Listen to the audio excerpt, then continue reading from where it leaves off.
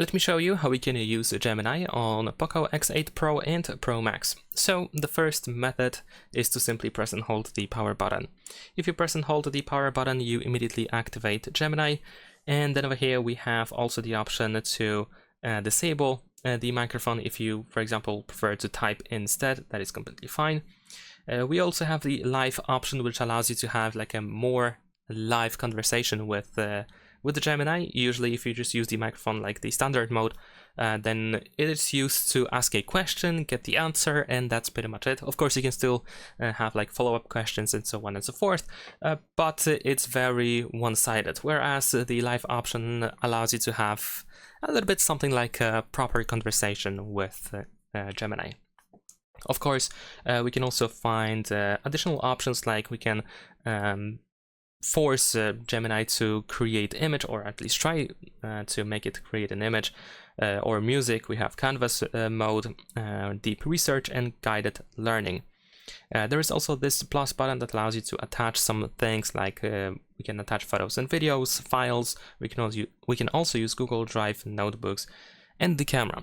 So if you need those, then of course you can use it quite easily. Besides that, another way to use Gemini is of course by simply opening the app. So if you go to the app drawer, you should be able to find the Gemini app. And there we go. It's pretty straightforward. It works in a very similar way to the shortcut that we can use. And here we can just write the prompt, but also we can activate the microphone. There is also like the model selection. So there are different versions of Gemini, and of course you can choose whichever you prefer to use, whichever you need to use, but the rest is pretty much the same. And besides that, we can also use a widget. So if you create a Gemini widget on your home screen, so let me just quickly do so. I'm just gonna press and hold. Actually, let me try. Okay, so if you have, let's say, Gemini on the home screen, then you can press and hold your finger on the Gemini, and then we can choose add widgets. Or you can just press and hold your finger on an empty space on the home screen and go to widgets at the bottom. Then over here we're gonna choose Android widgets, and here we need to find Gemini, of course. There we go. So I'm just gonna press and hold my finger, and I'm gonna drop it somewhere here on the home screen.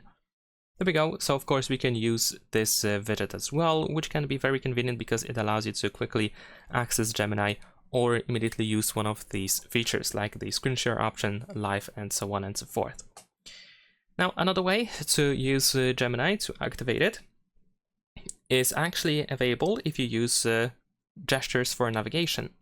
In this case, you can swipe from the bottom left or bottom right corner inwards. So it looks like this. There we go. And as you can see, we can activate Gemini like that as well. In the case of 3 buttons navigation, unfortunately, at least I think so, it doesn't really work. Although I'm just gonna check that now. So let's give it a try, and yeah, as you can see, it doesn't work. So if you wish to have that gesture, then you need to use gestures for navigation. And another way to use the Gemini is by using the Hey Google voice command, which actually we need to activate first. So I'm gonna go back to the Gemini app, then we're gonna tap on the Google account in the upper right corner. And if you scroll down, you should be able to go to settings. And then here in settings, we can find the Talk to Gemini hands-free.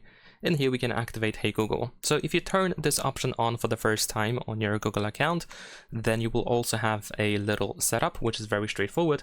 You just have to say a couple of sentences out loud that you will see on the screen in order to start using the voice activation. And that is pretty much all. Leave a like and subscribe.